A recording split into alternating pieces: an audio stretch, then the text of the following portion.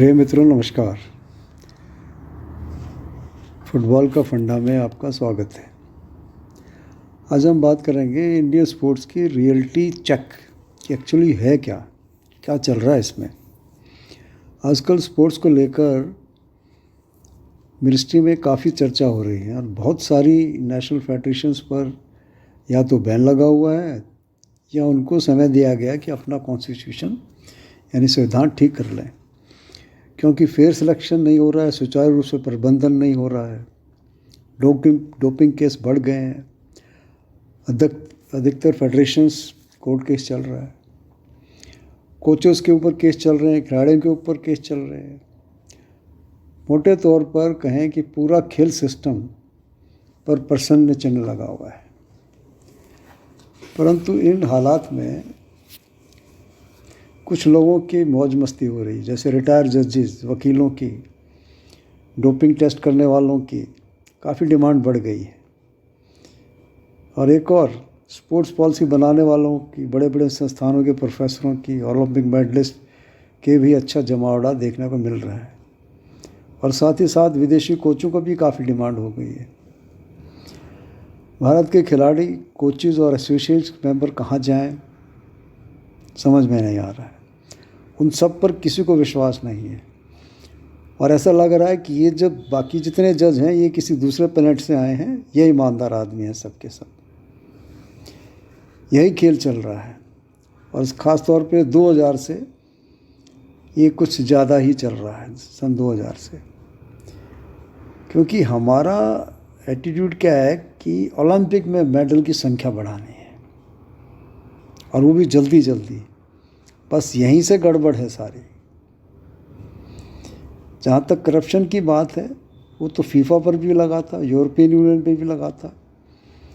और कुछ अपवाद छोड़ दें तो प्रत्येक देशों में ये सब चल रहा है, लेकिन वहाँ मेडल की कमी नहीं आ रही है। क्योंकि उन देशों में योजनाएं बनाई जाती है खेलों को विकास करने के लिए। योजनाएं बनाई जाती हैं 5 से 12 वर्ष के बच्चों को ओपन और स्पेस देने के लिए, ताकि वो एक्सप्लोर हो सके, ताकि उनका प्रतिभा का विकास हो सके। जब बच्चों को खेलने के लिए आप मौका देंगे तो विकास होगा। Child is father of man.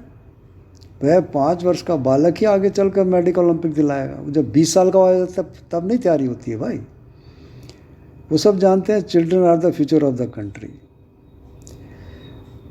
जो ओलंपिक मेडल से टॉप हैं वो इस एज ग्रुप पर ही ध्यान देते हैं। और फिर मेडल आना स्वाभाविक है, वो बाई प्रोडक्ट है। वो मेडलों के पीछे नहीं भागते, वो स्पोर्ट्स की डेवलपमेंट के पीछे भागते हैं। ये ओलंपिक मेडल्स के चक्कर में हमारा पूरा स्पोर्ट्स सिस्टम चक्कर खा रहा है।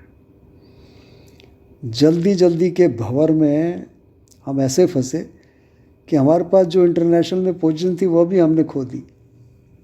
जैसे हॉकी का बेस्ट एग्जांपल है। 1980 के बाद गोल्ड मेडल को हम तरस रहे हैं। 8 गोल्ड मेडल ओलंपिक के लेने के बाद। फुटबॉल की बात कर लीजिए, ओलंपिक में 4th पोजीशन थी। 1951, 62 का एशियन गोल्ड है हमारे पास, 70 का ब्रॉन्ज है। उसके बाद नए डिस्कस करें तो बेहतर है, सबको पता है।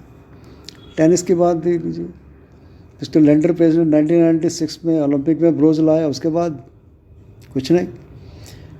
वेट लिफ्टिंग में मलेश्वरी जी ने 2000 में ब्रॉन्ज लाया ओलंपिक में, उसके बाद हमें 20 में जाके सिल्वर मिला।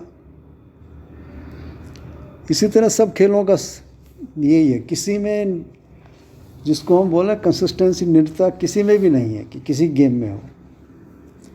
अब बात करते हैं फेडरेशन और एसोसिएशन के भ्रष्ट करप्ट होने की, जो हमने शुरू में बात कही। भाई हम किसका फेयर सिलेक्शन करेंगे नेशनल लेवल पर? किसी का भी कर लो, रिजल्ट वही रहेगा। क्योंकि हमारा स्पोर्ट्स डेवलपमेंट का कोई प्रोसेस ही नहीं है। जैसे हमने पहले कहा, विदेशी फेडरेशन पर भी यही सब लगे रहते हैं, परंतु उसके स्पोर्ट्समैन एक प्रोसेस के योजना तरीके से नेशनल तक पहुंचते हैं। वहाँ अनफेयर हो, करप्ट हो, सिलेक्शन हो, फिर भी हमारे फेयर सिलेक्शन से बहुत अच्छा है। इसको एक उदाहरण से समझते हैं।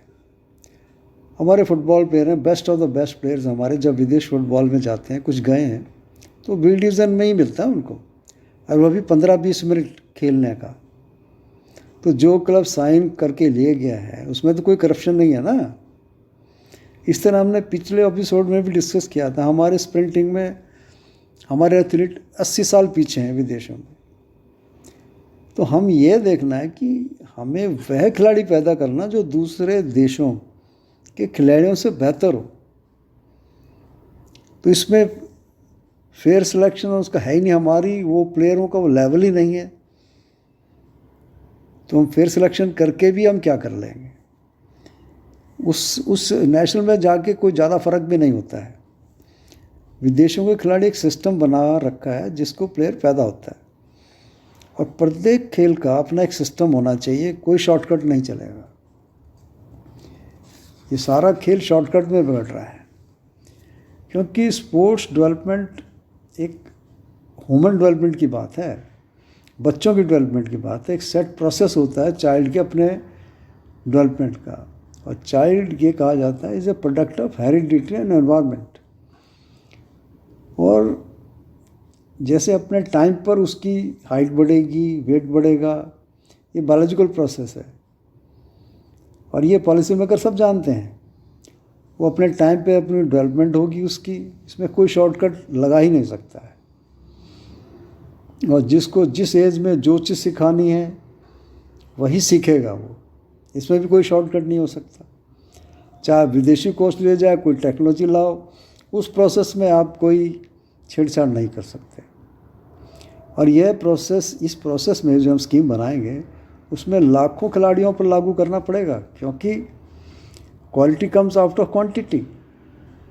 क्योंकि ये ह्यूमन के साथ डील कर रहे हैं हम, उसमें बहुत से ड्रॉप आउट होंगे।